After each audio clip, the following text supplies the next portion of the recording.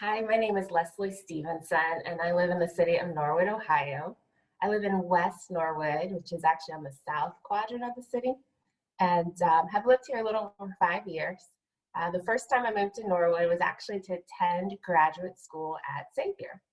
I enrolled in the Human Resource Development Program back in 2012 and completed it in 2014. So I have a Master's of Science in that executive program, and that's what I've been using to actually work more in my community over the last 5 years. So my favorite thing about Norwood is how people describe their sense of community. As a first-time resident back in 2012, my sense of community was largely West Norwood and the church community that I was a part of.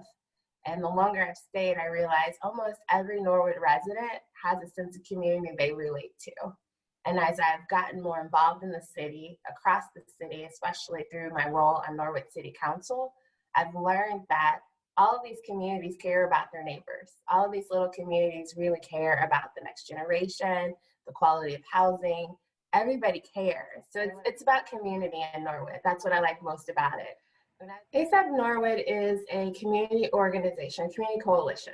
It was started when stakeholders here in our city from different sectors, some from churches, some from the school, some from nonprofits, just recognized the need to support our young people, and particularly to think about how do we protect brain development.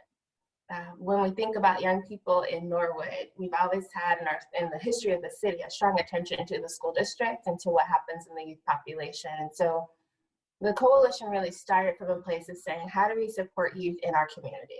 Not just school-based programs, but in the community.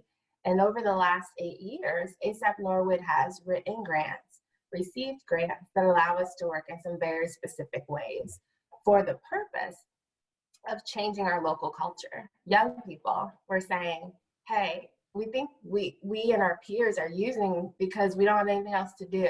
And as that was heard throughout the city, private funders came together with the city administration and actually allowed one of the local most utilized basketball courts to be renovated, to be painted, to be designed with youth input.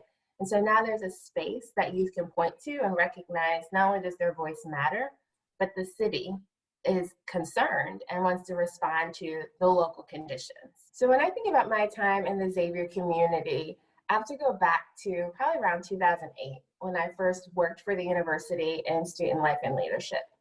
During my time as an employee, I had the privilege of going on alternative breaks with students and helping be a peer learner, where students could think about systems, urban systems, education, where they could think about things like immigration and just what allows a person to have a high quality life forward. When I became a student at Xavier, I was really interested in applying what I was learning in talent development, in organization development, and career development to my experience of working in communities. And so I think all of that experience, both the hands-on as a Vista and at the same time being in graduate school, really created, I would say, a dense, but also a really powerful way for me to think about how do I take some of those Jesuit values and the hard knowledge I was learning and really apply it. So when I think about what's been most valuable in all of my learning, it's really the things I've been able to do in the surrounding community while I was in school.